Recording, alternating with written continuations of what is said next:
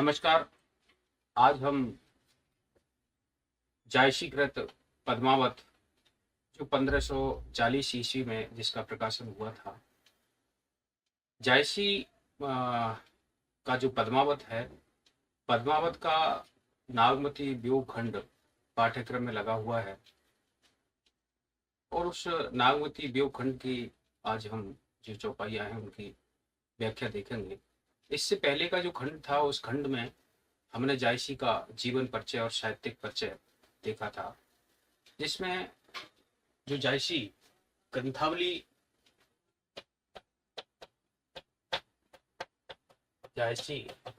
की भूमिका आचार्य शुक्ल ने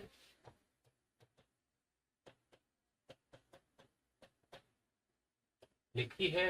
ये 1924 की पुस्तक है और जिसमें आचार्य रामचंद्र शुक्ल ने, या फिर कहें कि ये कृष्ण जन्माष्टमी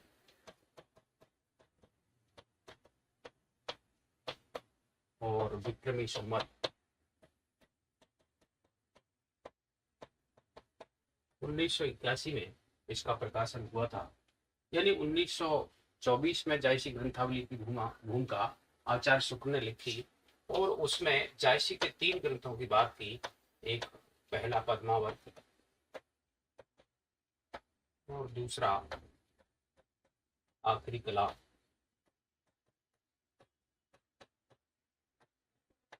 और तीसरा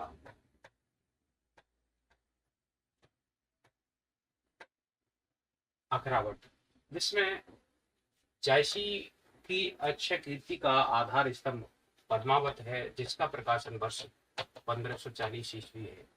और इनकी पहली पुस्तक है आखिरी कलाम, जिसका प्रकाशन वर्ष 1523 ईस्वी है। और पद्मावत जो काव्य है उसमें सहायक वक्त के रूप में शेरशाह सूरी की प्रशंसा की गई है, ये प्रश्न पूछ लिया जाता है। और वहीं पर आखिरी कलाम में बाबर की प्रशंसा की गई है। जैसा कि हम जानते हैं, जायसी शेरशाह सूरी के समकालीन थे। शेरशाह के दरबार में जब जायसी गए थे तो जायसी की क्रूरता और ये एक आंख से काने थे, उनको देख करके शेरशाह सूरी हंस पड़ा था। तो जायसी ने कहा था कि मोह का हंसे तिकोर है, आप मुझ पर हंस रहे हो कि मुझे बनाने वाले उस कुमार पर हंस रहे हो। तो बाद में शेरशाह सूरी ने क्षमा याचना की थी। तो आज हम ये जो नागमती व्यूह खंड है, नागमती व्यूह खंड ये 57 खंड है पद्मावत के। पद्मावत में कुल खंडों की संख्या 57 है, जिसमें से नागमती व्यूह खंड 30वां खंड है। पहला खंड स्तुति खंड है और अंतिम खंड पद्मावत पद्मावती नागमती खंड है और ये 30वां खंड है नागमती व्यूह खंड। और जैसा कि हम जानते हैं,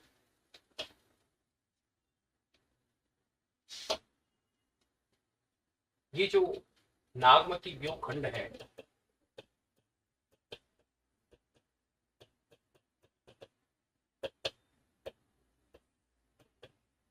नागमती व्यूह खंड को आचार्य शुक्ल ने एक अद्वितीय वस्तु कहा है। पूछा जाता है कि नागमती व्यूह खंड को अद्वितीय वस्तु या अनमोल रत्न किसने कहा है। ये दोनों बातें नागमती व्यूह खंड के संबंध में आचार्य शुक्ल ने कही है। देखिए, इसी प्रकार के कुछ कथन हैं जिनकी हमने पहले भाग में चर्चा की थी। जो पद्मावत ग्रंथ है, पद्मावत ग्रंथ में पूर्व के 4 प्रेमाख्यानों की चर्चा की गई है। उसमें एक है मृगावती, दूसरा मधुमालती,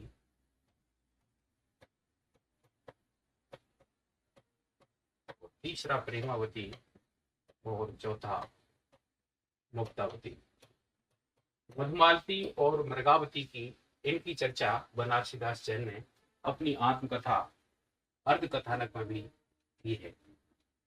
देखिए, अगर हम बात करें पद्मावत, तो पद्मावत जायसी की कीर्ति का आधार स्तंभ है और पद्मावत की जो भाषा है वो ठेठ अवधि है। रामचरित की मानस की जो भाषा है वह भी अवधि है, लेकिन पद्मावत की जो भाषा है वो ग्रामीण भाषा है, ठेठ अवधि भाषा है।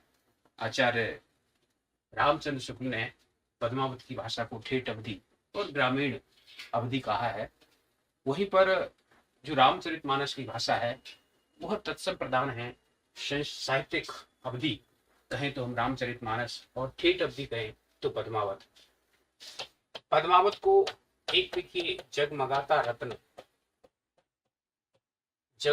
रत्न ये आचार्य शुक्ल ने कहा है, और इसी से मिलती जुलती बात दुर्लभ रत्न कहने वाले डॉक्टर बच्चन सिंह हैं। बच्चन सिंह ने हिंदी साहित्य का दूसरा इतिहास में पद्मावत को दुर्लभ रत्न कहा है। और वहीं पर देखिए इसी से मिलती जुलती एक बात राम कुमार वर्मा ने भी कही है कि चिर स्मरणीय रत्न, प्रेम काव्य का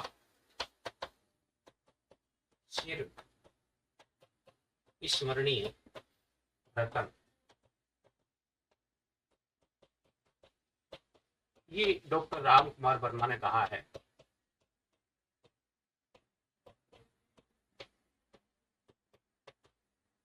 डॉक्टर राम कुमार वर्मा का कथन भी चर्चित है कि पद्मावत साहित्यिक दृष्टि से ही नहीं, मनोवैज्ञानिक दृष्टि से भी प्रेम काव्य का एक चिर स्मरणीय रत्न कहा जाएगा। ऐसी बात डॉक्टर राम कुमार वर्मा ने हिंदी साहित्य का आलोचनात्मक इतिहास उसमें ये बात कही है।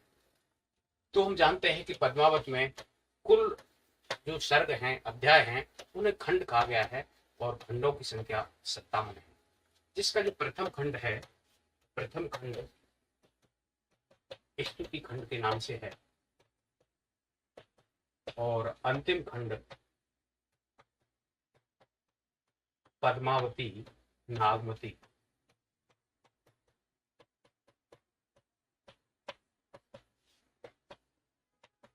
खंड के नाम से है। और सबसे ज्यादा जो महत्वपूर्ण है, जिसे अनमोल रत्न या फिर अद्वितीय वस्तु कहकर के आचार्य शुक्ल जी ने संबोधित किया है, वह है नागमती व्यूह खंड, 30वां खंड। तो आज देखिए हम नागमती व्यूह खंड के जो पद हैं, तो उनकी ये जो चौपाइयां हैं, इसकी व्याख्या देखेंगे। तो आइए देखते हैं। नागमती चितुर पथेरा, पीयू जो गए उनकी न फिरा। नागर काहु नार बस परा, ते मोर पीयू मोसोहरा। सुआ काल हो लेगा पीयू, पीयू नहीं जात जात बरछी। भयो नारायण बामन करा, राज करत राजा बल छरा। करण पास लीने के छंदू, विप्र रूप धर झिलमिल हिंदू। मानत भोग गोपचंद भोगी, ले अपशबा जलंधर जोगी। लेगा कृष्ण गरुण अलोपी, कठिन बिछुआ जिये किन गोपी। सारस जोर कौन हर, मार व्याधा लीन। झुरझुर पीजर हो वही, बिरह काल मोहिती। देखिए ये नागमती व्यूह खंड की पहली पंक्तियां हैं कि नागमती चित्तौर पथेरा। कई बार पूछ लिया जाता है कि जो कृति हमारे पाठ्यक्रम में लगी हुई है तो उसकी प्रथम पंक्तियां और अंतिम पंक्तियां पूछ ली जाती हैं। तो नागमती चित्तौर पथेरा, ऐसा जो पंक्ति है ये नागमती व्यूह खंड की पहली अर्धाली है। फिर जो गए उनकी फेरा।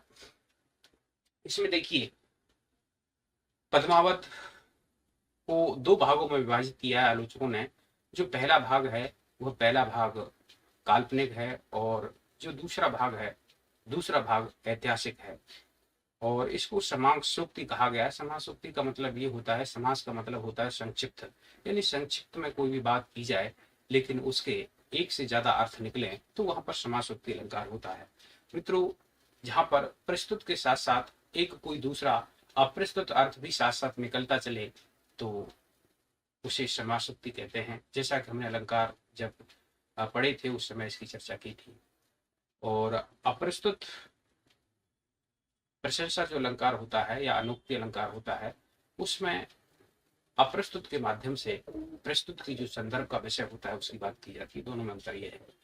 तो कुछ लोगों ने इसको अन्योक्ति कहा है, कुछ ने समासोक्ति कहा है। आचार्य रामचंद्र शुक्ल और बच्चन सिंह इसको समासोक्ति कहते हैं। तो आइए देखिए इसका अर्थ देखते हैं।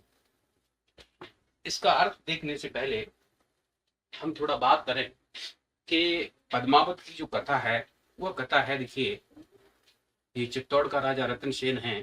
तन चित्तौर मन राजा कीना, ये सिंगल बुध पद में चीना। तो इसमें चित्तौड़ का राजा रतन सेन है और उसकी रानी है नागमती। देखिए, इधर गंधर्व सेन, सिंघल द्वीप का राजा गंधर्व सेन है जिसकी पुत्री का नाम है पद्मावती। पद्मावती छोटी थी, बहुत सुंदर थी। उसके पास में एक तोता था और वह तोते के साथ रहती थी। तोते के साथ उसका मनुष्य जैसा संबंध हो गया था।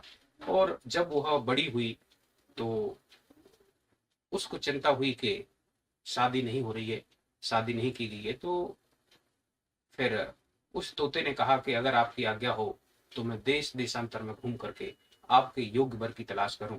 और ये बात जब गंधर्व सेन को पता चली तो गंधर्व सेन क्रोधित हुआ और उसने उस सुए को मरवाना चाहा, लेकिन अनुनय विनय करके पद्मावती ने उस सुए की रक्षा की।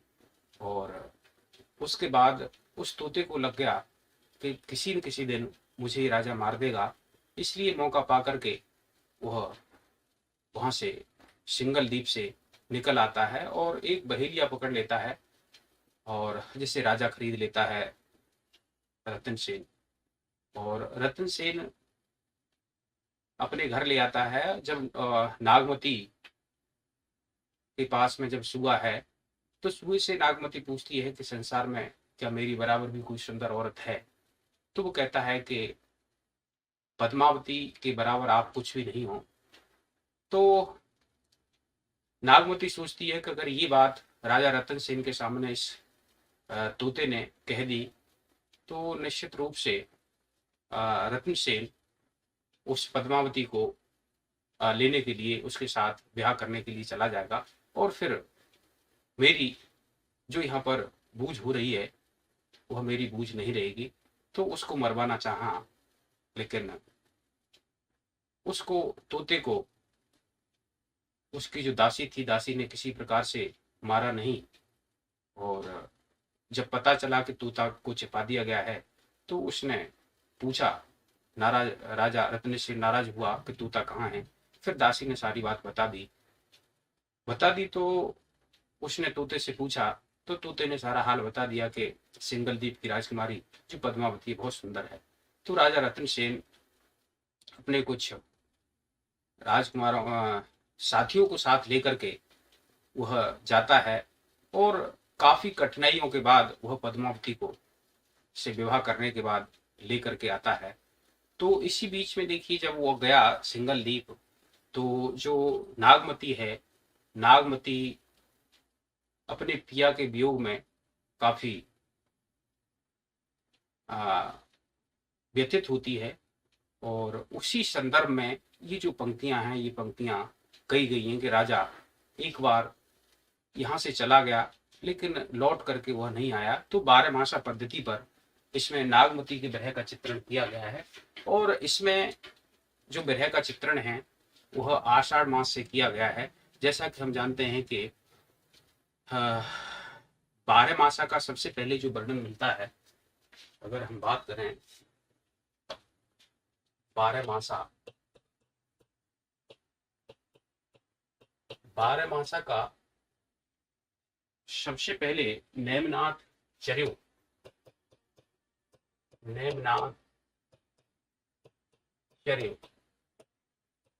विनय चंद्र सूरी की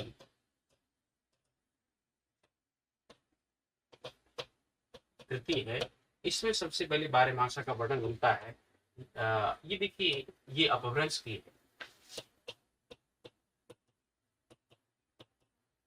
लेकिन अगर हम हिंदी की बात करें तो हिंदी में सबसे पहले 12 मासा का वर्णन मिलता है भीषण देव रासु में।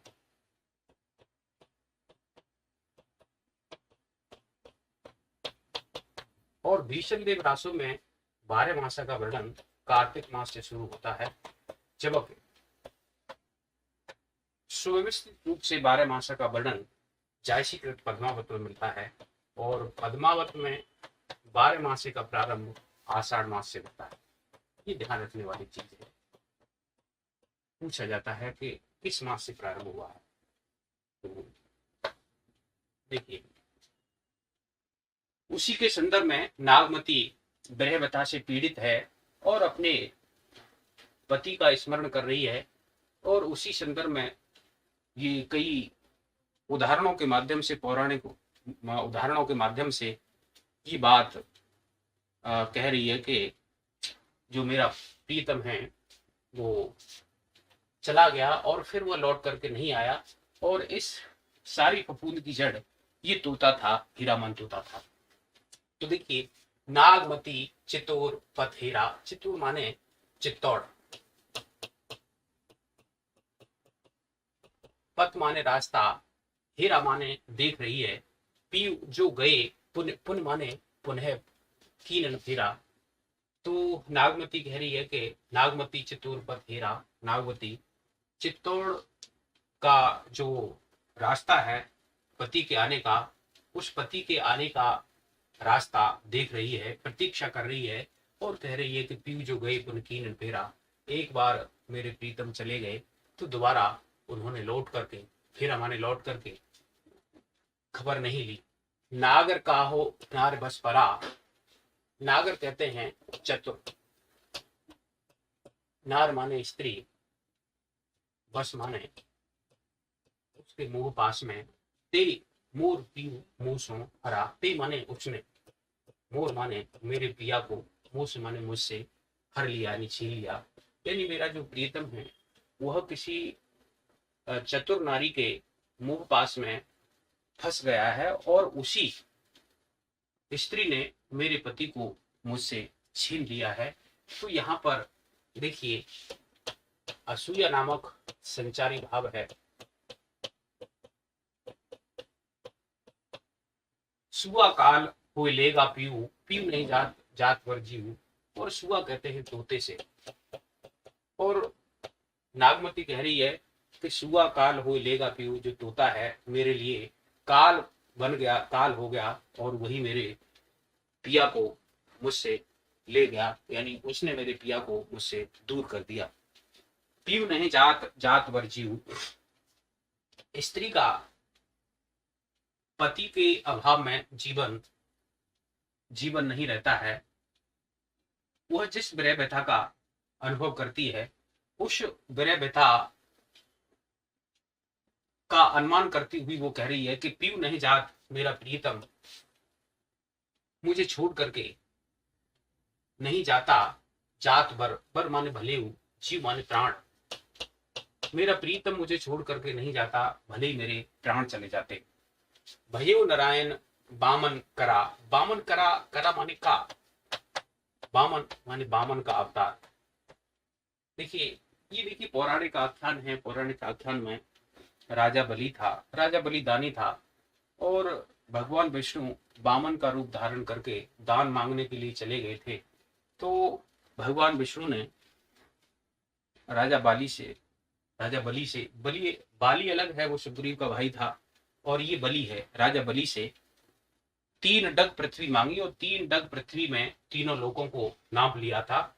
और फिर उस राजा के पास कुछ नहीं रहा था, तो एक तरीके से राजा बलि के साथ छल किया था। तो उसकी यहाँ पर उदाहरण देती हुई नागमती कहती है कि भय नारायण, नारायण यानी भगवान विष्णु, भय माने हो गए थे, बामन करा यानी भगवान विष्णु ने बामन का रूप धारण करके राज करत राजा बल छड़ा, राज करता हुआ अच्छा भला राज कर रहा था, उस राजा बलि को के साथ में छल कर दिया था, और उसके पास फिर कुछ नहीं रहा था। जिस प्रकार से उसका जीवन बर्बाद हो गया, उसी प्रकार से इस तोते ने मुझसे मेरा पति छीन करके मुझे एक तरीके से बर्बाद कर दिया है, मेरे जीवन में नीरसता ला दी है।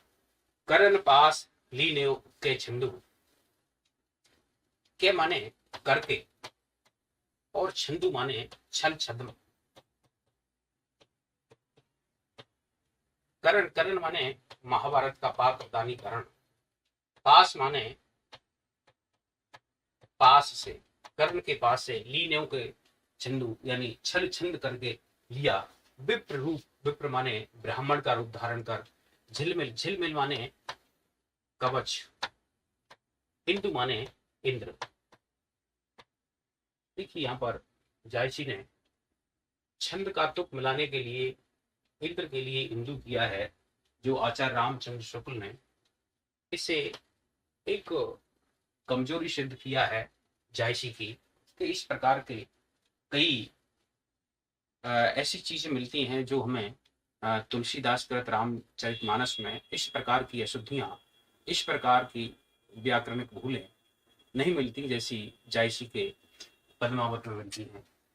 तो इसमें देखिए करण पास लीनेव के छंदु, और करण के पास जाकर के उसके साथ छल करके इंद्र ने ब्राह्मण का रूप धारण करके उससे कवच ले लिया और उसके साथ छल किया। वैसा ही छल मेरे साथ इस सुए ने किया है, मेरे पति को मुझसे अलग करके।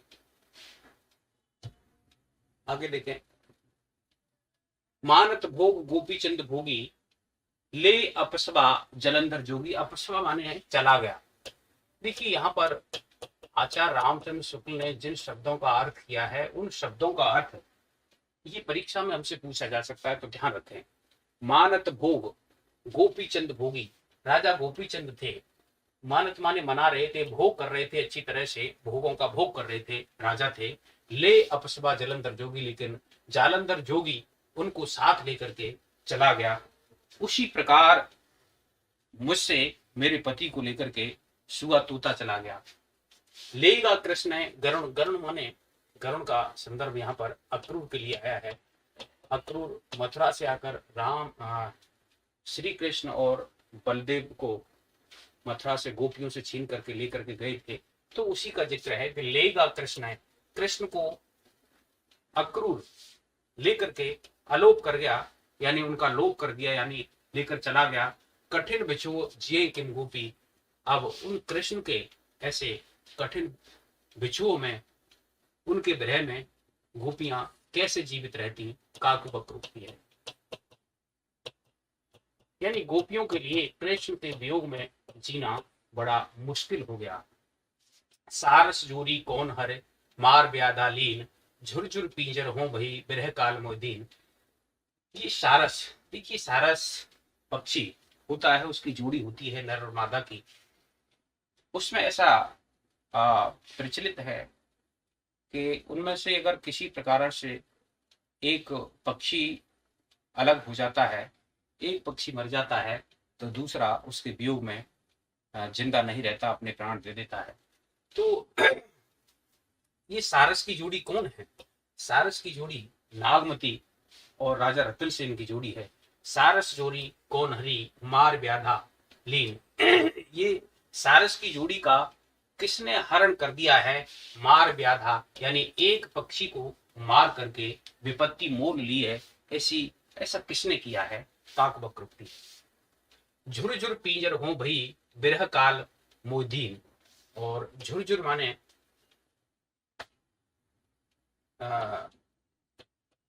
यहां पर बिरह में झुरझुर करके, पिंजर माने हड्डियों का ठाठ होना।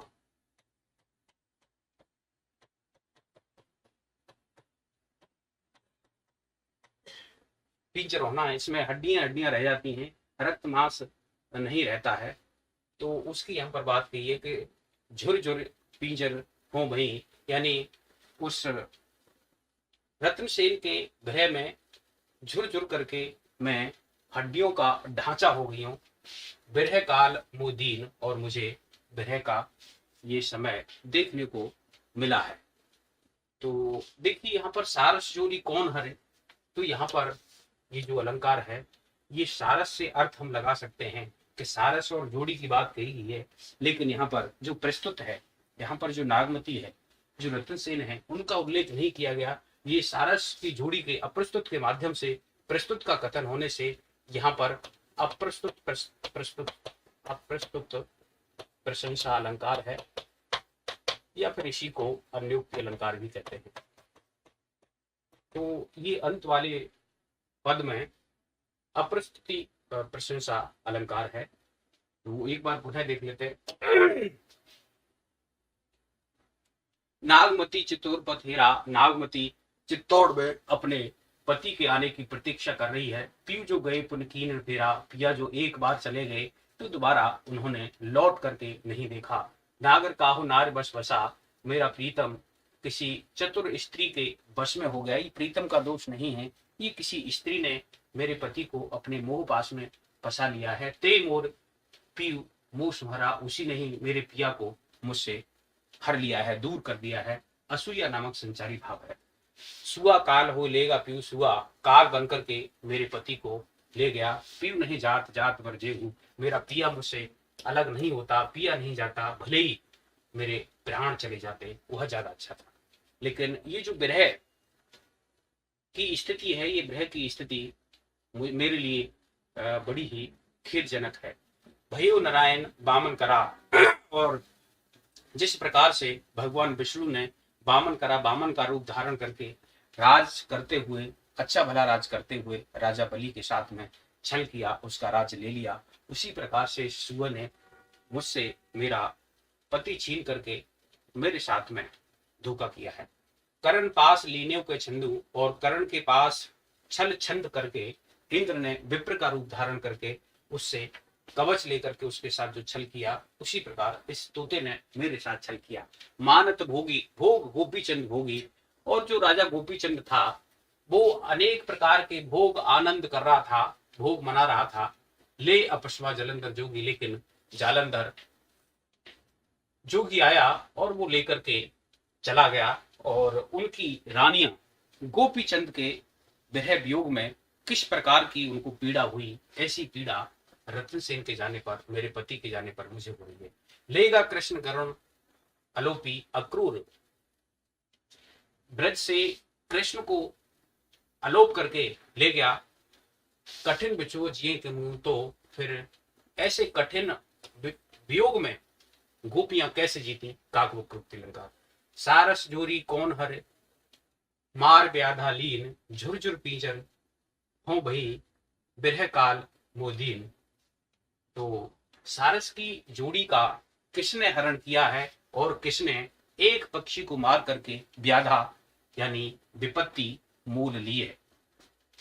झुरझुर पींजर हो भई, मैं विरह से जल जल करके जो मेरा शरीर है वो पींजर यानी हड्डियों का ठाट या हड्डियों का ढांचा बन चुका है।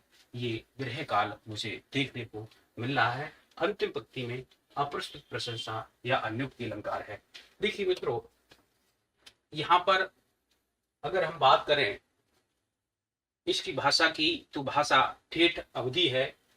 और नागमती चितौड़ पथेरा, पीयू जो गए पुन कीन न फेरा, इसमें अगर हम बात करें तो ये जो नायिका है, ये नायिका प्रोसित पथिका नायिका है। प्रोसित पथिका, तो ऐसा प्रश्न पूछ लिया जाता है कि ये नायिका कौन सी है।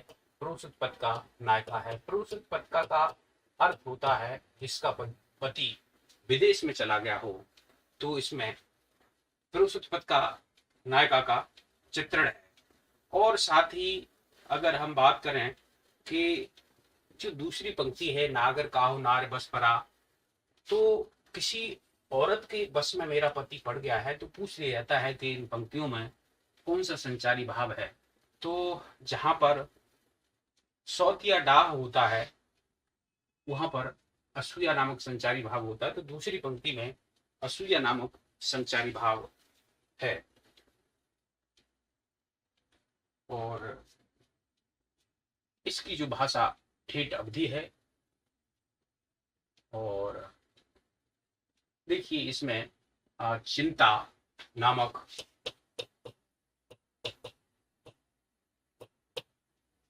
संचारी भाव भी है। चिंता संचारी भाव भी होता है, और चिंता जो काम की 10 अवस्थाएं होती है, वो काम की अवस्था भी है चिंता। तो अपने पति के वियोग में चिंता कर रही है नागमती, तो चिंता नामक इसमें काम की दशा भी है और चिंता नामक संचारी भाव भी है इसमें, ये बात इसमें रखना है। तो चलिए आगे वाला पद देखते हैं। देखिए दूसरी ये दोहा है, पीयू वियोग अस बाहुर जीव, पपिया नित बोले पीयू पीयू, अधिक काम दाधे शुरामा, हर ले शुबा गयो प्यो नामा, विरह बांध तस लागन डोली, रक्त पसीज भीज गई चोली, सूका हिया हार बा भारी, हरे हरे प्राण तजय सब नारी, खन एक आव पेट मह सांसा, खने जाय जीव कोई गरासा, पवन डुलावे सींचे चोला, पहर एक समझे मुख बोला, प्राण पयान होत को राखा, को सुनाव पीतम के भाखा, आह जो मारे बिरह के, आग उठे ते ही लाग, हंस जो रहा शरीर मह, पांक जरा गा भाग। तो देखिए इसमें भी जो अपने पति रतन सेन के वियोग में जो विरह व्यथित नागमती की जो स्थिति हो रही है, उस स्थिति का यहाँ पर चित्रण किया गया है। कवि ने लिखा है कि पीयू वियोग अस बाउर जीव, यानी पिया के वियोग में अस बाउर, बाउर माने बावला, जीव माने प्राण मन। तो पिया के वियोग में नागमती का जो मन है वह ऐसा बावला हो गया है कि पपिया नित बोले पीयू पीयू, और पपिया की तरह से वह नित्य प्रति पीयू पीयू अपने पिया का स्मरण करती रहती है। तो यहाँ पर देखिए पुनरुक्ति प्रकाश अलंकार है, पुनरुक्ति प्रकाश, पीयू शब्द की पुनरुक्ति होने से, अधिक काम दाधे सो रामा, रामा माने रमणी, उस रमणी को जो काम है, काम अत्यधिक दाधे माने दग्ध कर रहा है, वो काम से अत्यंत व्यथित हो रही है। हर ले सुआ गयो पीयू नामा, और हर माने हरण करके, सुआ माने तोता, उससे जो हीरामन तोता है वह उसके पिया के नाम पर वह उसके प्राण का ही हरण करके ले गया। तो देखिए यहाँ पर न्यून पदत्व दोष है। एक तो इसका अर्थ कर सकते हैं कि हर ले सुआ गयो पीयूनामा, यानी जो सुआ है तोता है वो पिया के नाम का हरण करके ले गया।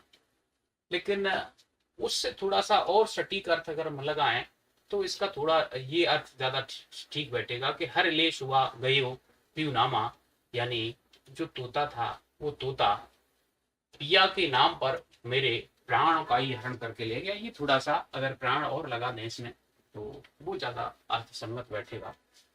तो दोनों तरीके से अर्थ दे सकते हैं, कोई इसमें विशेष ऐसा प्रश्न नहीं पूछा जाएगा। विरह बाण तस लागन डोली, देखिए विरह रूपी बाण रूपक अलंकार, विरह रूपी बाण तस माने ऐसे उसके शरीर में लग रहा है जिससे न डोली, वह हिल डुल नहीं सकती है, यानी छीड़ काय हो गई है, क्रश काय हो गई है। रक्त पसीज भीज गई चोली, यानी उसके रक्त के आंसुओं के गिरने से उसकी जो चोली है वो पसीज करके भीग गई है। तो यहाँ देखिए बीभत्स रस है, रक्त पसीज बीभत्स रस है।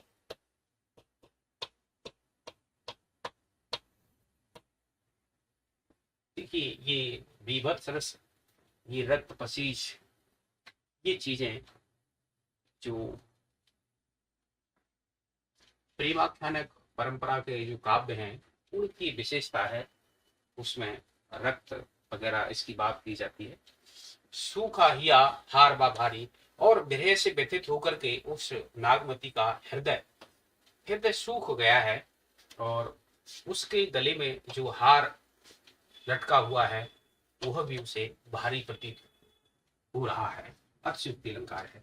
हरे हरे प्राण तजय सब नारी। देखिए यहाँ पर हरे हरे का जो अर्थ है वो धीरे धीरे, धीरे धीरे प्राण तजय सब नारी। नारी का अर्थ नारी नहीं है, स्त्री नहीं है, नाड़ी, नाड़ी। और देखिए विरह से व्यथित नागमती की जो नाड़ियां हैं वो धीरे धीरे प्राणों को छोड़ती चली जा रही हैं, यानी उसकी जो नाड़ियां हैं, नाड़ियां काम करना बंद कर रही हैं, ये इसका भाव है। खन एक आव पेट मह सांसा। खन माने क्षण, एक क्षण में उस नागमती के पेट में सांस आ जाती है, लेकिन खने जाए जीव हो निराशा। जब पिया के आने का कोई संदेश नहीं मिलता है और उसका मन निराश हो जाता है, तो उसका जो प्राण है, प्राण अटक जाता है, प्राण चला जाता है। एक क्षण तो सांस आ जाती है, लेकिन दूसरे क्षण उसको ऐसा प्रतीत होता है कि मेरा पिया नहीं आएगा, तो उसकी जो प्राण है वो प्राण अटक जाते हैं। पवन डुलावे सींचे चूल्हा। जो नागमती के साथ की जो सहेलियां हैं वो पंखे से हवा कर रही हैं। पवन माने हवा, डुलावे यानी पंखे को उसके ऊपर हवा कर रही हैं, विरह व्यथा से पीड़ित है। सींचे चूल्हा, और उसके शरीर पर जल के छींटे डाल करके उसको चेतना अवस्था में लाने का प्रयास कर रही है। चूल्हा माने शरीर, शरीर पर जल के छींटे डालकर उसको चेतना अवस्था में लाने का प्रयत्न सखी कर रही है। पहर एक समझे मुख बोला। और आचार्य रामचंद्र शुक्ल ने इस पंक्ति का अर्थ किया है कि वह मुख से जो बोलती है वह इतनी धीरे बोलती है मुख से, या इतना अस्पष्ट बोलती है कि उसके मुख से जो बोला गया शब्द है उसको समझने में उन सखियों को एक पहर लग जाता है। प्राण पयान होत को राखा। नागमती के प्राण पयान माने गमन करना चाहते हैं, जाना चाहते हैं, प्रस्थान करना, पयान माने प्रस्थान करना। उसके प्राण पयान होत को राखा, उसके प्राण जा रहे हैं, उनको अब कौन रख सकता है, कौन सुनाव प्रीतम के भाका। अब आकर के उसको प्रीतम के दर्शन कौन करा सकता है, प्रीतम के मुख से बोले हुए वचन, भाका माने भाषा, कौन सुना सकता है। ये अवधि की विशेषता है, खास शब्द। तो आहे जो मारे बिरह के आग उठे तेलाग। उस नागमती के शरीर से बिरह की जो आहें, बिरह के मारे जो आहें निकल रही हैं, आग उठे तेलाग, उससे उसके शरीर में आग सी प्रज्वलित हो रही है। हंस जो रहा शरीर में, और शरीर में जो प्राण था, हंस रूपी जो प्राण था, वह हंस जो रहा शरीर में, पांख जरा, तो उसके पंख जल चुके हैं और गा भाग, वह शरीर से निकल नहीं चाहता है। तो यहाँ पर देखो हंस जो है, हंस प्राण का प्रतीक है, और यहाँ पर हंस के माध्यम से नागमती के प्राण निकलने की बात कही गई है। तो यहाँ पर उपमान का कथन होने से रूप का अतिशयोक्ति अलंकार है, और ये रूप का अतिशयोक्ति अलंकार जायसी को बहुत प्रिय है। रूप का अतिशयोक्ति अलंकार के साथ साथ जायसी का जो सबसे प्रिय अलंकार है, जो जायसी ग्रंथावली की भूमिका में आचार्य रामचंद्र शुक्ल ने लिखा है कि जायसी का प्रिय अलंकार हेतु उत्प्रेक्ष अलंकार है। लेकिन दूसरे अलंकार की अगर बात करें तो रूप का अतिशयोक्ति अलंकार भी जायसी को उसी प्रकार प्रिय है जिस प्रकार हेतु उत्प्रेक्ष अलंकार। तो ध्यान रखिए, इसमें अंतिम पंक्ति में रूप का अतिशयोक्ति अलंकार है। तो एक बार इसको पुनः देखते हैं। देखिए, पीयू वियोग अस बाउर जीव पपिया नित बोले पीयू पीयू। देखिए, पिया के वियोग में उसका जो प्राण है वो बावले से हो गए हैं। अब देखिए, बावले से होना ये उन्माद की अवस्था है। तो यहाँ पर जो पहली पंक्ति है इसमें उन्माद नामक संचारी भाव है। देखिए, उन्माद नामक संचारी भाव है, और साथ साथ अभि चिंता स्मृत कथन अति उद्वेग प्रलाप, ये देखिए, जो काम की 10 अवस्था हैं, उन काम की 10 अवस्थाओं में ये उन्माद नामक अवस्था भी होती है। काम की 10 अवस्थाओं में तो अभिचिंता, स्मृति कथन, अति उद्वेग, प्रलाप, उन्माद, व्याध, जड़ता सहित हो मरण खुदा। तो देखिए, इसमें अभिलाषा, चिंता और स्मृति, चिंता और स्मृति काम की भी अवस्था हैं और संचारी भाव भी हैं। उसी प्रकार से अविचिंता, स्मृति कथन, अति उद्वेग, प्रलाप और उसके बाद में उन्माद, उन्माद भी ये काम की अवस्था भी है और संचारी भाव भी है। उन्माद, व्याध, व्याध भी संचारी भाव है, संचारी भाव के साथ में काम अवस्था भी है। उन्माद, व्याध, जड़ता, जड़ता भी संचारी भाव है और काम अवस्था भी है। और मरण भी, मरण की स्थिति भी संचारी भाव के अंतर्गत भी आती है और काम अवस्था के अंतर्गत भी आती है। ध्यान रखिए, उन्माद नामक इसमें बावला होना, उन्माद की अवस्था में ऐसी स्थिति होती है। तो संचारी भाव और उन्माद नामक संचारी भाव और उन्माद नामक काम की अवस्था है। अधिक काम दाधे सुरामा, हरले सुआ गयो पीयू नामा। बिरह बाण, बिरह बाण में देखिए, बिरह रूपी बाण, देखिए बिरह बाण में छेकान प्रास तो है लेकिन रूपक अलंकार भी है। बिरह रूपी बाण, तस लागन डोली, रक्त पसीज भीज गई चोली। तो रक्त पसीज, रक्त से पसीज करके चोली का भीगना बीभत्स रस है। सूखा हियर, हार भा भारी, हरे, देखिए उसको हार भी भारी लगता है, अतिशयोक्ति पूर्व वर्णन होने से अतिशयोक्ति अलंकार है। हरे हरे, हरे हरे का ध्यान रखना है।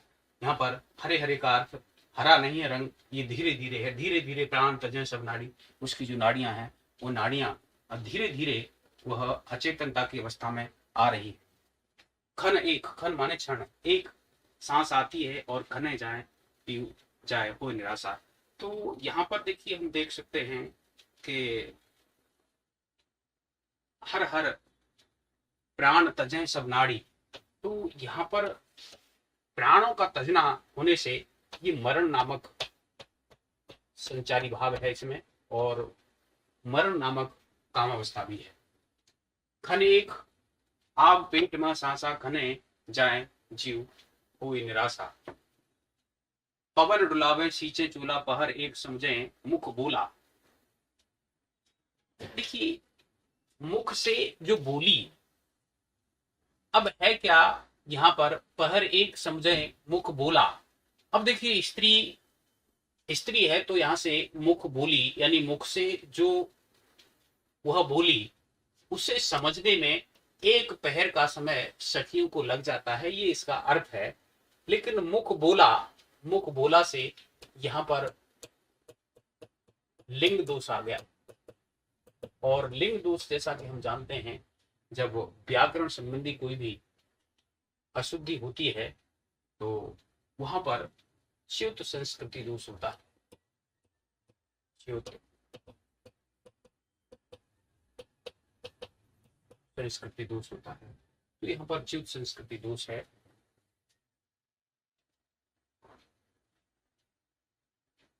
और इसमें आप देखिए, हंस जो रहा शरीर में पांख चरा का भाग, कि उसके शरीर में जो हंस रूपी प्राण था वह, उसके पंख जल गए और गा भाग वह निकलना ही चाहता है। यानी ऐसी स्थिति हो गई है कि पता नहीं कब वो नागमती के प्राण पखेर उड़ जाए, विरहावस्था, ऐसी स्थिति हो गई है।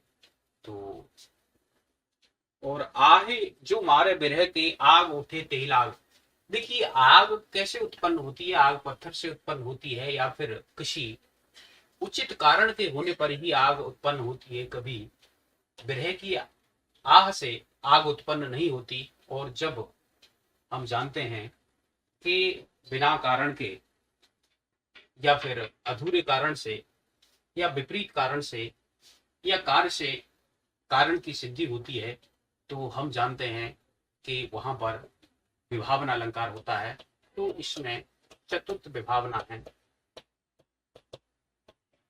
अधूरे बिना कारण के ही कार्य की उत्पत्ति होना, तो हम जानते हैं कि विभावना अलंकार होता है, प्रथम विभावना हो जाता है। लेकिन अधूरे कार्य से होना द्वितीय विभावना है, और जहां पर अन्य कारण से कार्य का उत्पन्न होना, यहाँ पर आह से अग्नि का उत्पन्न होना बताया गया है, तो इसमें विभावना अलंकार है, चतुर्थ विभावना है। और जैसा कि हमने चर्चा की थी अलंकारों में, विभावना अलंकार 6 प्रकार के होते हैं, जिसमें से ये चतुर्थ प्रकार का चतुर्थ विभावना है।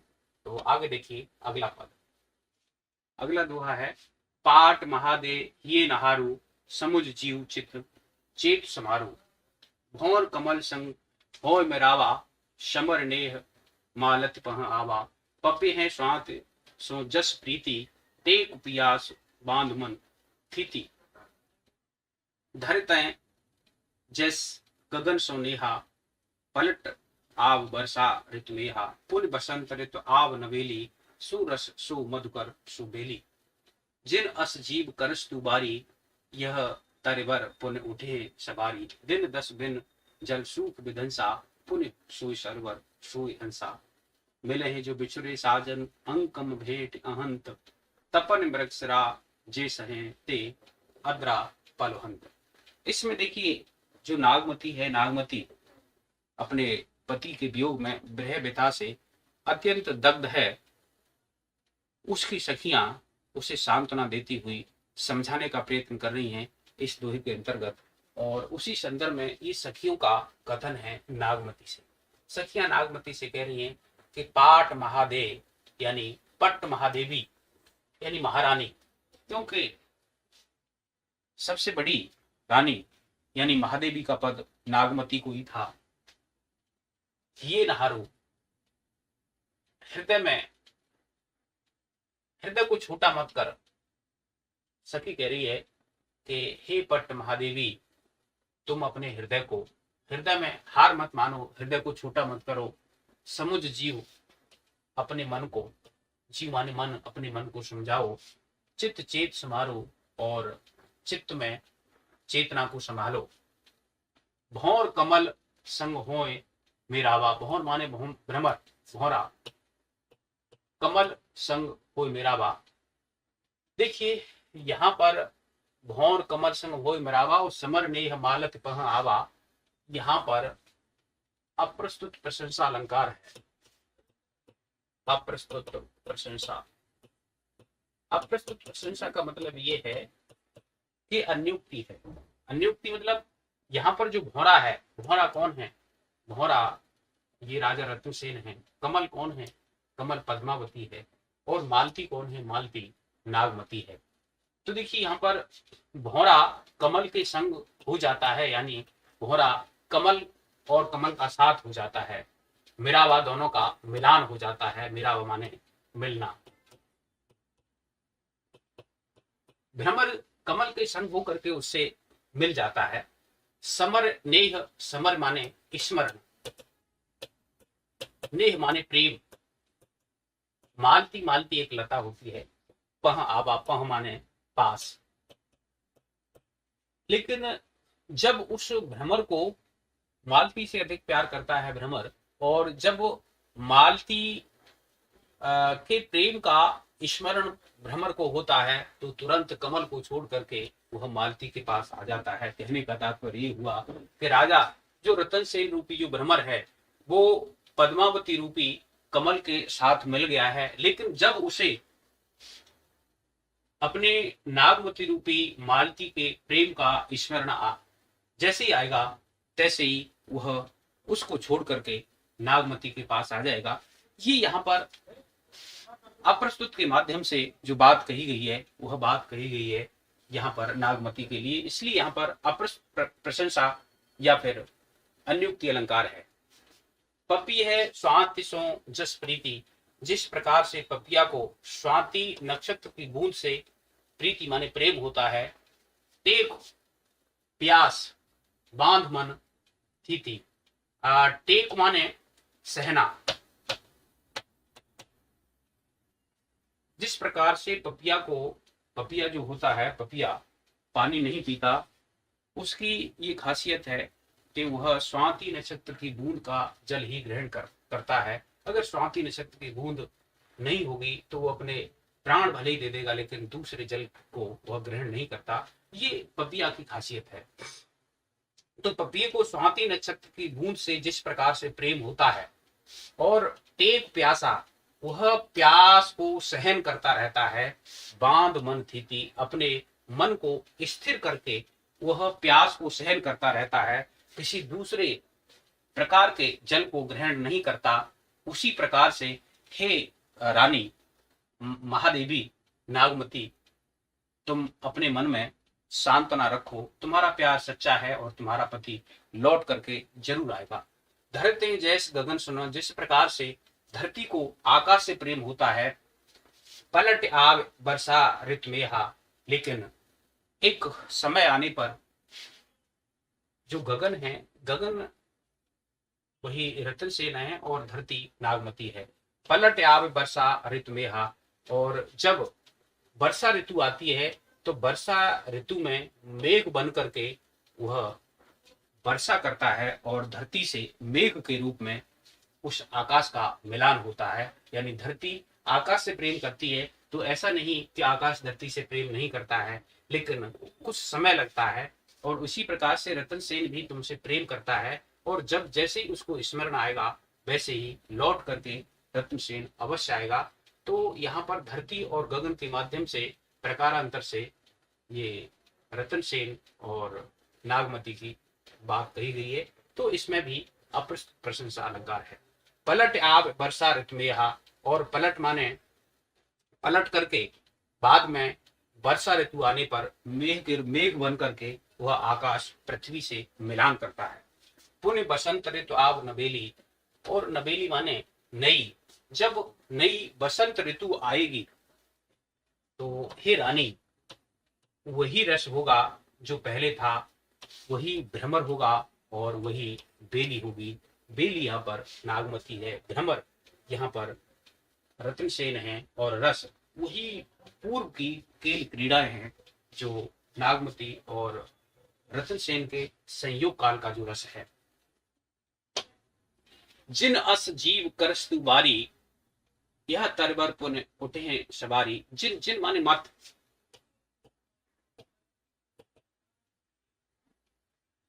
बारी माने बाली, नायका, नायका के लिए है।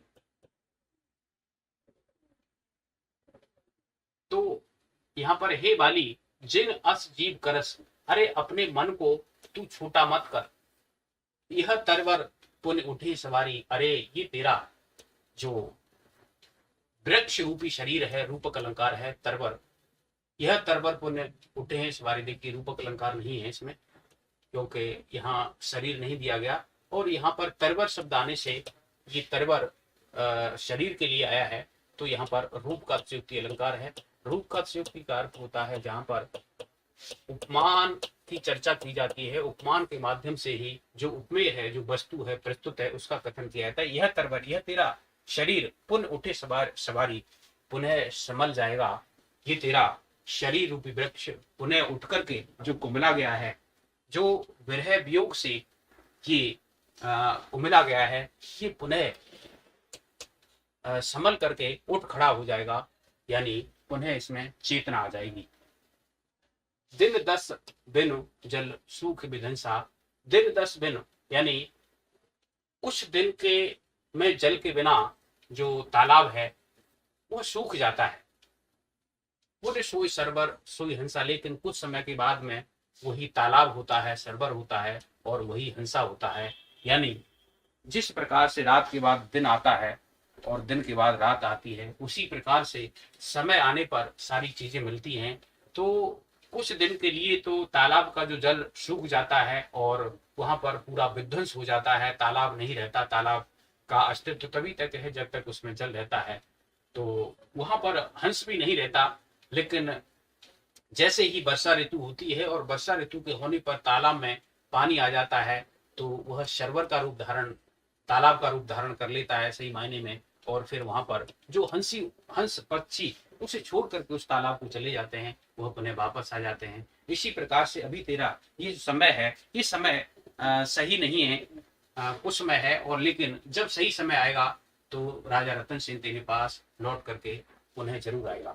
मिलहे जो बिछड़े साजन, यहाँ पर नागमती कह रही है कि मिलहे जो बिछड़े साजन, अंकम भेंट अहंत, तपन मृग राजे सह ते अद्रा पलवंत। तो यहाँ पर सखी कह रही है नागमती से कि हे सखी, मिले ही जो बिछड़े साजन, तेरे जो बिछड़े हुए साजन हैं, जिनका बिछोह तुझसे हुआ है, वो अंकम भेंट अहंत, वो तुझे अंक भर करके तेरे से मिलेंगे, प्रतीक्षा कर। तपन मृगसरा जैस रहे, जो मृगसरा तपन को, जो मृगसरा नक्षत्र में तपन को सहन करते हैं जो पौधे, ते अद्रा पलवंत, वही पौधे अर्द्रा नक्षत्र के आने पर पल्लवित होते हैं, पुष्पित होते हैं। तो यहां पर देखिए मृगसरा एक नक्षत्र है। ये नक्षत्र ज्येष्ठ मास में आता है। ज्येष्ठ मास में जब खूब तेज धूप पड़ती है तो धूप में पौधे कुमिला जाते हैं, लेकिन आर्द्रा जो नक्षत्र है ये वर्षा ऋतु में आता है। और वर्षा ऋतु में ये नक्षत्र आने से जब वर्षा होती है तो जो जल से, जल के कारण जो पौधे सूख जाते हैं, कुमिला जाते हैं, वही वर्षा आने पर किस प्रकार से पुष्पित पल्लवित होते हैं, उनमें जान आ जाती है। उसी प्रकार से तेरा प्रीतम भी निश्चित रूप से आएगा। ये देखिए यहाँ पर बात की गई है। चलिए एक बार पुनः देखें इसको। देखिए, पाट महादे हे नहारु समुझ जीव चित्त चेत समारोह, हे पट देवी, हे महापट देवी, हृदय को हल्का मत कर, हृदय में मत हार, समुझ जीव, अपने जीव को, अपने मन को समझा, तसल्ली दे, चित्त चेत, और अपने चित्त को, चेतना को संभाल। भौर कमल संग हो मेरावा, जिस प्रकार से भौरे और कमल का संग हो करके दोनों मिलते हैं, समर नेह मालत आवा, लेकिन जब भौरे को मालती के प्रेम का स्मरण आता है तो वह लौट करके मालती के पास आ जाता है। इसी प्रकार से तेरा पति भी लौट करके तेरे पास जरूर आएगा। प्रशंसा अलंकार है यहाँ पर। भौरा रतन सेन का, कमल पद्मावती का, और मालती नागमती का यहाँ पर प्रतीक है।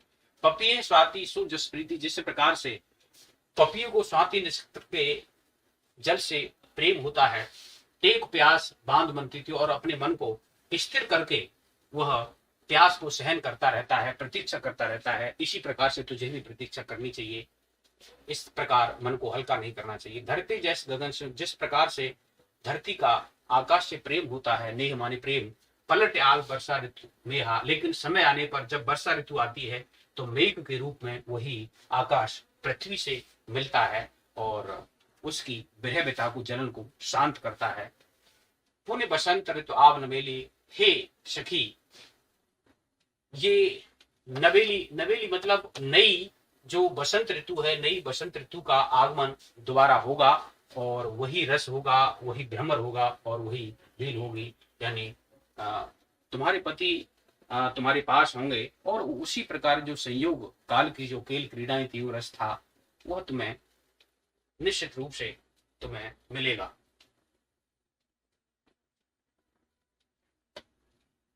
जिन अस जीव करस तू बारी, यह तरवर पुन उठे सवारी। जिन, जिन माने मत, अस जीव, जीव माने मन, अरे मन को हल्का, ये बारी, तू मन को हल्का मत कर। यह तरवर पुन उठे सवारी, और ये तेरा जो शरीर रूपी वृक्ष है ये पुनः पल्लवित होगा, उठेगा, हरा भरा होगा, यानी संभल जाएगा। सवारी माने संभलेगा। दिन 10 दिन जल सूख विदंसा, यानी 10 दिन बिना जल के रहने पर तालाब सूख जाता है और उसका पूरा विध्वंस, विनाश हो जाता है। वह तालाब तालाब नहीं रहता। लेकिन वर्षा का जब जल आता है, तालाब भरता है, तो पुन सोई सरोवर, वही तालाब तालाब हो जाता है, पानी से युक्त हो जाता है, और जो हंस उसको छोड़ करके चले जाते हैं वह पुनः उस पर पुनः आ जाते हैं। मिले जो बिछड़े साजन, अंकम भेंट हंत, यानी जो बिछड़े हुए तुम्हारे जो साजन हैं वह तुम्हें लौट करके आएंगे और अंक में भर के, यानी गोद में भर करके तुमसे प्रेम पूर्वक भेंट करेंगे, मिलेंगे। तपन मृगसरा जैसे हैं ते अद्रा पलवंत। जो पौधे, जो वृक्ष मृगसरा नक्षत्र की तपन को, ताप को, गर्मी को सहन करते हैं, वही वर्षा ऋतु में पुष्पित होते हैं, पलवाते हैं, पल्लवित होते हैं। तो देखिए ये यहाँ पर ये बात कही गई है। और यहाँ पर दिन 10 बिनु जल सूख विधंसा, पुन सोई सरवर सोई हंसा। तो यहाँ पर देखिए दिन 10 कहने से मतलब यहाँ पर कुछ समय से है कि दिन 10 यानी कुछ समय के लिए तालाब से जल सूख जाता है, लेकिन पुनः तालाब में जल आ जाता है। तो यहाँ पर भी अप्रशंसा अलंकार है, यानी इसमें कहा यह गया है कि जो तालाब है, तालाब का सूखना ये नागमती का विरह से व्यतीत होना है, पिया की अनुपस्थिति है, उसके प्रीतम की अनुपस्थिति है। और उन्हें सरवर और हंसे का आना, ये हंसा उसके पति रतन सेन का आना है, और उस तालाब का भरना यानी उसको प्रेम की, अपने पति के प्रेम की प्राप्ति का होना है। तो अप्रशंसा अलंकार है इसमें। आगे देखें कि चौथा दुआ है, चढ़ा आषाढ़ गगन घन गाजा, साजा बिरह धुंध दल बाजा, धूम शाम धोरे घन धाये, शीत धजा बग पांत दिखाए, खड़क बीज चमके चहु ओरा, बुंद बान बरसें घन घूरा, ओने घटा आय चहु फेरी, कंत वार मदन हो घेरी, दादुर मोर कोकिला पीयू, गिर गिरे बीज घट रहे जीव, पुष्य नखत सिर ऊपर आवा, हों बिन ना मंदिर को छावा, अत्रा लाग लाग भुए ले, मोह बिन पीयू को आदर देही, जिन घर कंता ते सुखी, तिन गारों को गर्व, कंत प्यारा बायरे हम सुख भूला सर्व।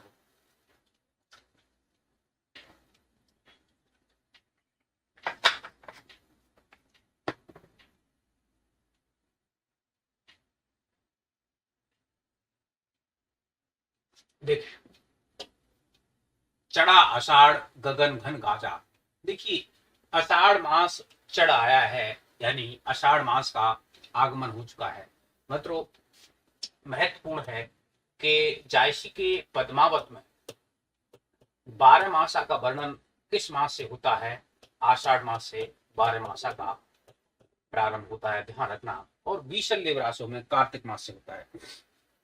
देखिए चढ़ा आषाढ़, आषाढ़ का महीना आ चुका है, गगन घन गाजा, और आकाश में बादलों की गाजा माने गड़गड़ाहट होने लगी है।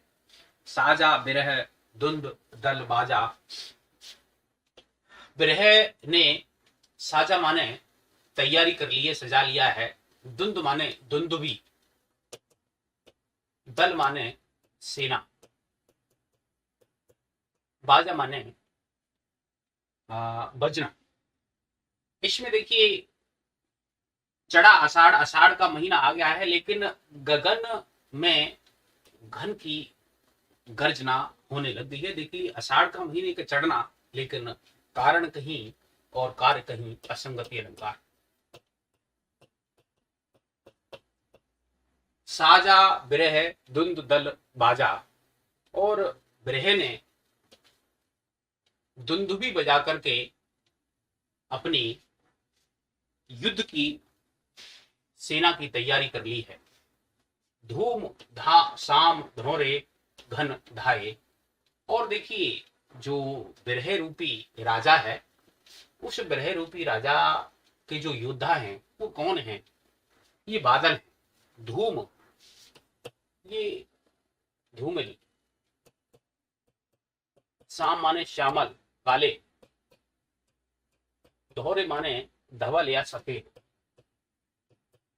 घन दौड़ दौड़ करके आ रहे हैं।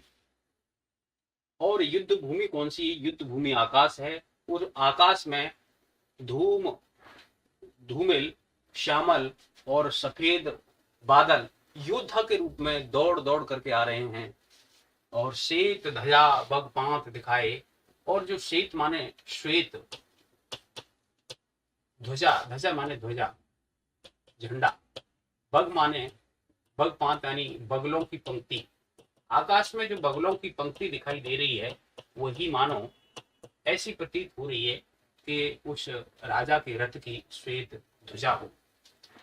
तो इसमें आप देखिए, चढ़ा आषाढ़ गगन घन गाजा, आषाढ़ का महीना आ चुका है और आकाश में बादलों की गड़गड़ाहट होने लगी है और ऐसा प्रतीत हो रहा है कि ब्रह ने युद्ध की तैयारी कर ली है और उसमें अपने जो धुंध भी है उसके गाजे बाजे बजा दिए। ऐसा प्रतीत हो रहा है बादलों की गड़गड़ाहट होने से। तो यहाँ पर उत्प्रेक्ष अलंकार है। ऐसा प्रतीत हो रहा है मानो बादल ने, ब्रह रूपी राजा ने अपनी युद्ध की तैयारी कर ली हो, अपनी सेना को सजा लिया हो और धुंधुबी वगैरह बजा करके, नगाड़े बजा करके उसकी चेतावनी दे दी हो युद्ध। धूम शाम धोरे घन आए।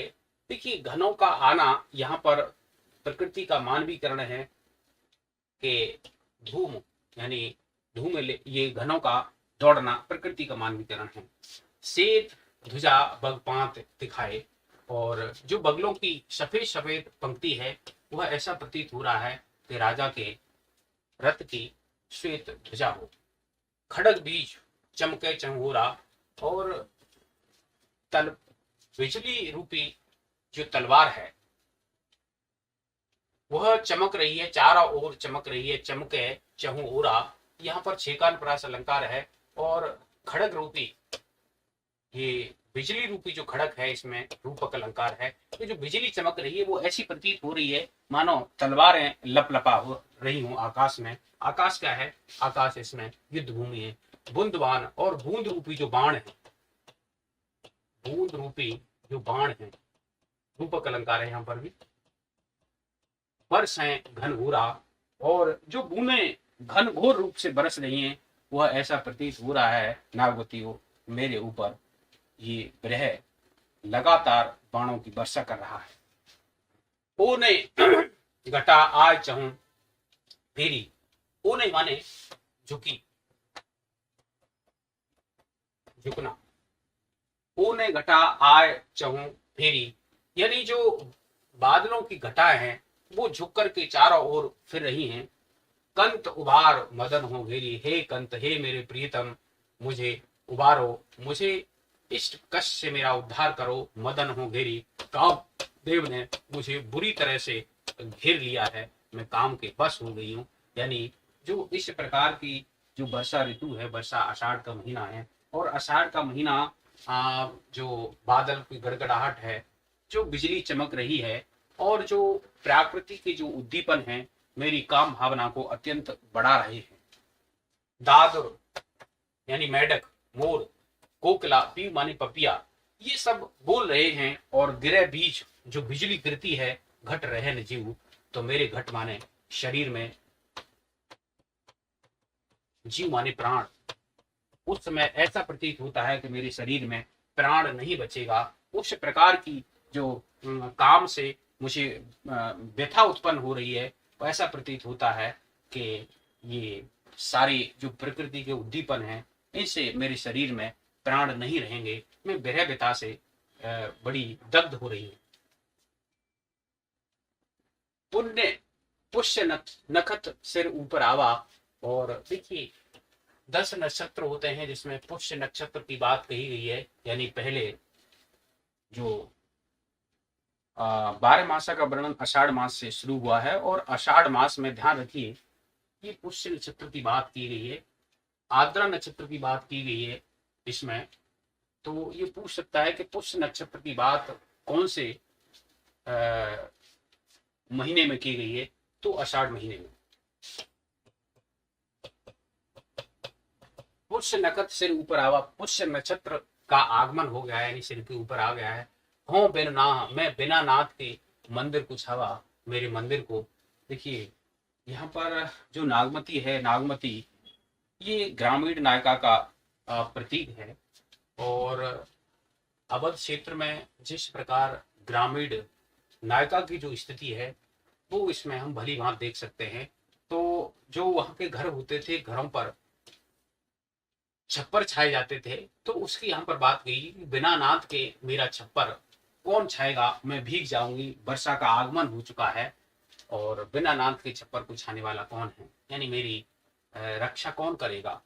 अर्द्रा लाग भुए ले, देखिए अर्द्रा नक्षत्र लग चुका है, अर्द्रा लाग यानी अर्द्रा आर्द्रा नक्षत्र लग चुका है और लाग ले, ले लगना, ले लगने का मतलब है यहाँ पर पानी का भरना, भूमि माने खेत, यानी खेत में पानी भर जाता है तो उसे ले लगना कहते हैं।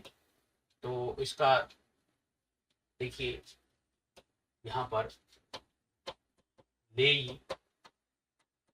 लाग और भूमि, भूमि माने खेत, खेत में ले लगना यानी इसको कहते हैं लेवा लगना। और लेवा लगना का अर्थ आचार्य शुक्ल ने किया है कि खेतों में पानी भरना, खेतों में पानी भर गया। तो अर्द्रा नक्षत्र लगने से अर्द्रा नक्षत्र में वर्षा होती है और उसमें खेतों में पानी भर गया है। मोह बिन पी को आदर देही, और मुझे बिना मेरे प्रीतम के कौन सम्मान देगा, अर्थात मैं तो विरह व्यथा से पीड़ित हूं, मुझे कौन सम्मान देगा। देखिए यहाँ पर सम्मान देने का भाव ये है कि मेरे जीवन में जो सुख शांति जो रस है, रस कैसे आएगा बिना प्रीतम के। और ये एक पतिव्रता जो नारी होती है, पतिव्रता नारी अपने प्रीतम के, अपने पति के बिना वो आनंद नहीं ले सकती जो दूसरी स्त्रियां लेती हैं। तो दूसरे ये दोहे में वही बात कह रही कि मोह बिन पीयू को आदर दई, मेरे पति के बिना मुझे कौन आदर देगा, यानी मुझे कौन रस प्रदान करेगा। जिन घर कंताते सुखी, जिनके घर में उनके पति हैं, जिन स्त्रियों के वो सुखी हैं। तिन गारव और गर्भ, उनको गारव माने गौरव, वे गौरव और गर्व करने की अधिकारी वही हैं जिनके घर में उनके पति उनके साथ हैं, यानी पति का साचर्य है।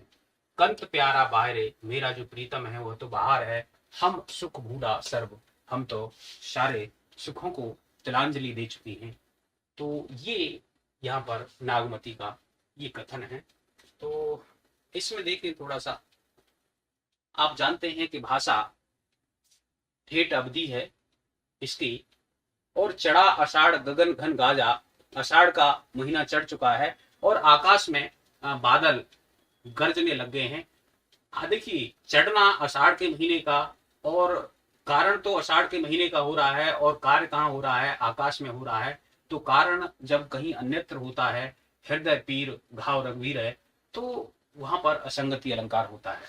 तो असंगति अलंकार ही पूछा जा सकता है। यही देखिए इन पदों में परीक्षा की दृष्टि से कुछ चीजें बनती हैं। साजा बिरह धुंध दल बाजा, और बिरह ने युद्ध के सारे सामान दल बल सब तैयार कर लिए हैं और नगाड़े बजने लग गए हैं। धूम शाम धोरे धन धाए, तो यहाँ पर देखिए प्रकृति का इसमें मानवीकरण अलंकार है। और साजा बिरह धुंध दल बाजा, इसमें ऐसा प्रतीत हो रहा है कि मानो बिरह रूपी राजा ने अपनी सारी सेना को लेकर के युद्ध के लिए नगाड़े बजा दिए हों, ऐसा प्रतीत हो रहा है। किससे प्रतीत हो रहा है कि जो गड़गड़ाहट हो रही है वही मानो बाजे बज रहे हैं, और ऐसा प्रतीत होने से यहाँ पर उत्प्रेक्ष अलंकार है। धूम शाम धोरे घन धाये, प्रकृति का मानवीकरण है। सेत ध्वजा बगपात दिखाए, खड़ग बीज चमके चमहुरा। देखिए खड़ग बीज में ये जो बिजली है, बिजली चमक रही है, वो ही जैसे तलवार लपलपा रही हो ऐसा प्रतीत हो रहा है। चारों ओर जो बिजली चमक रही है वो ऐसा प्रतीत हो रहा है कि सेना के जो योद्धा हैं वो तलवार चला रहे हैं। तो खड़ग बीच में रूपक अलंकार है।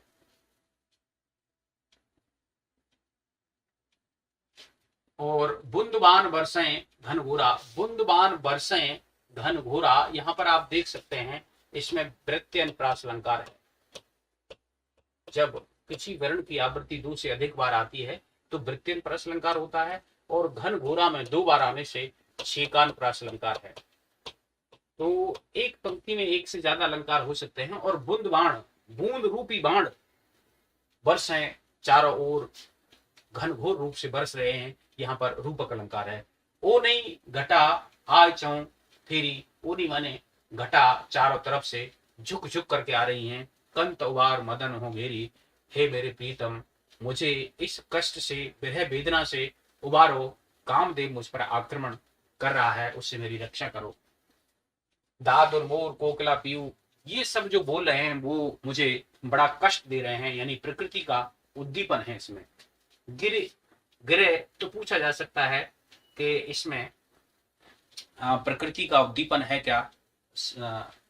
संगत असंगत कथनों के बारे में आपसे इस प्रकार के कथन दिए जा सकते हैं। गिरे बीज घट रहे जीव, जब बिजली गिरती है तो मेरे शरीर में प्राण नहीं रहते, यानी ऐसा प्रतीत होता है कि बिजली गिरने से मेरे शरीर रूपी घट में जो प्राण हैं वो प्राण चले जाएंगे, अब मैं जीवित नहीं रहूंगी। पुष्य नक्षत्र सिर ऊपर आवा, पुष्य नक्षत्र का आगमन हो गया है।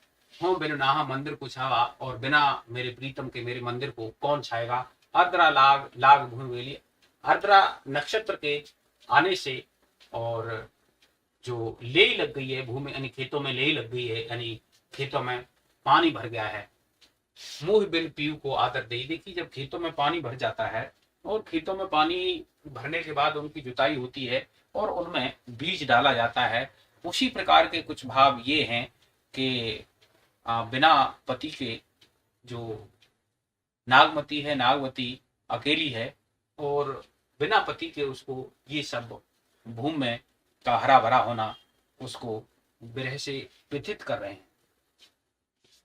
मोह बिन पीयू को आदर दे, बिना पिया के मुझे कौन आदर देगा। जिन घर मोह बिन पीयू को आदर दें, यानी कोई भी आदर नहीं देगा, काक बक्रोक्ति अलंकार है। जिन घर कंताते सुख, जिनके घरों में उनके पति हैं वो सुखी हैं और उन्हें ही गौरव और गर्व करने का अधिकार है।